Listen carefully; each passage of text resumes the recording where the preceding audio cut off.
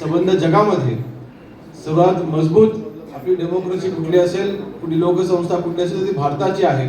ते संविधान बाबासाहेबांनी आपल्याला दिलं, त्या संविधानाची ओरिजिनल प्रत पाहायचा योग माझा हा 2019 साली आला होता. त्यावेळेला देशभरामधील अनेक आमदार तिथे उपस्थित होते आणि त्यावेळेला म्हणजे त्या अभिमानाने उद्गार काढले होते की डॉक्टर बाबासाहेब आंबेडकरांचं मूळ गाव आंबोडेगाव ज्या मतदारसंघामध्ये आहे, त्या मतदारसंघाचं लोकप्रतिनिधित्व मला करायची संधी मिळाली, हे बाबासाहेबांमुळेच हे शक्य झालं. त्यावेळेला मी तिथे अभिमानाने सांगितलं होतं आणि हा अभिमान हा अतिशय मनापासून आहे.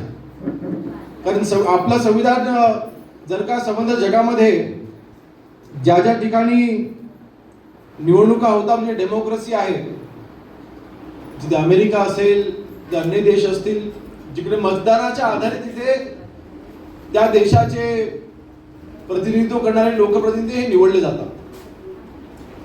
आणि मग ह्याचा जर का आपण आलेख जर का पाहिला, संबंध जगामध्ये सर्वात मजबूतीने कुठला संविधानाच्या आधारे हा देश उभा असेल तर तो आपला भारत देश. आणि याचा एकमेव कारण म्हणजे आपलं संविधान आहे. एकमेव कारण म्हणजे आपलं संविधान आहे.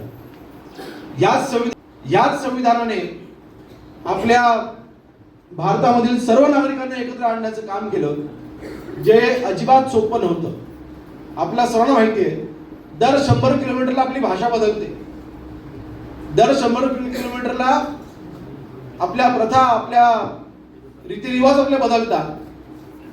दर 100 किलोमीटरला आपल्या सर्वांना माहिती आहे की नवीन नवीन अनुभव आपल्या तिथे घ्यायला मिळतात, अनुभवायला मिळतात. वेगवेगळे असले धर्म पंथ या सगळ्यांना एकत्र ठेवणं इतकं सोपं काम नव्हतं.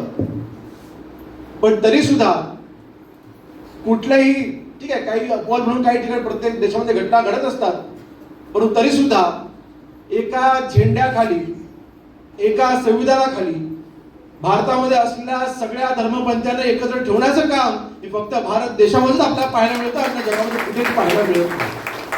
2-2.5 वर्ष बाबासाहेबांनी हे संविधान तयार करण्याकरिता लागलं. हा विचार हा अतिशय मजबूतीने आजचा हा विचार उभा आहे आणि हा विचार टिकण्याकरिता आजचा हा संविधान दिन आपण साजरा करतोय.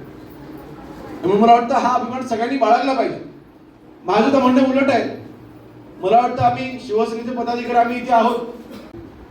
आपल्या भारतामध्ये, आपल्या महाराष्ट्रामध्ये आणि महाराष्ट्रामधील काही भारतामधील काही भागामध्ये असे काही घटक आहेत जे भारतीय संविधानावरती विश्वास ठेवत नाहीत, जे भारतीय संविधान मानत नाहीत, जे नक्षलवादाच्या माध्यमातून भारतीय संविधानाला धोक्यात आणण्याचे काम करतायत किंवा प्रयत्न करतायत.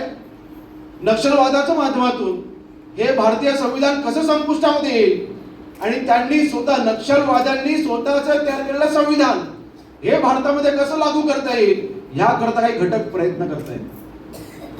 त्याला जंगलामध्ये नक्षलवाद तर आहेच, पण त्याचा वेगळा घटक त्यांनी पुढे आणलाय, तो म्हणजे शहरी नक्षलवाद. त्या शहरी नक्षलवादाला संपवण्याकरिता जनसुरक्षा कायदा आपल्या सरकारने मागच्या अधिवेशनामध्ये ते आणला आणि मला चांगला अभिमान वाटतो की खालच्या सभागृहामध्ये हा तो एक मताने पारित झाला, त्याला कोणी विरोध केला नाही. परंतु ज्या वेळेला विधान परिषदेमध्ये म्हणजे वरच्या सभागृहामध्ये हे जेव्हा संविधान हे जेव्हा विधेयक आपण मांडलं, या विधेयकाच्या मागचा मूळ हेतूच हा होता की जे शहरी नक्षलवाद आपल्या बाबासाहेबांनी दिलेल्या भारतीय संविधानावरती विश्वास ठेवत नाही, स्वतःच्या संविधानाचं पालन करतात, त्या संविधानाला संपवण्यासाठी, त्या संविधानाला जे मांडतात त्या घटकांना संपवण्यासाठी, त्याच्यात बंदी आणण्यासाठी ते विधेयक आपण तिथे मांडलं. आणि दुर्दैवाने त्या दिवशी काही पक्षातल्या काही लोकप्रतिनिधींनी त्या विधेयकाला तिथे विरोध करून वॉकआउट केलं आणि त्यांनी त्या विधेयकाला विरोध केला. हे नक्षलवाद काय करतात? शहरी नक्षलवाद म्हणजे नक्की काय आपण समजून घेतलं पाहिजे. एखादं असं छुप्या पडद्याच्या म्हणजे पडद्याच्या मागून छुप्या रीतीने अशी काही आंदोलनं उभी करायची आणि असलेला आपली जी घटना आहे, आपलं जे संविधान आहे किंवा आपलं जे सरकार आहे, सरकार म्हणजे शेवटी शासन म्हणजे संविधानाने दिलेलं शासन आहे ना. शासन म्हणजे काय? शासन म्हणजे कुठला पक्ष नाही.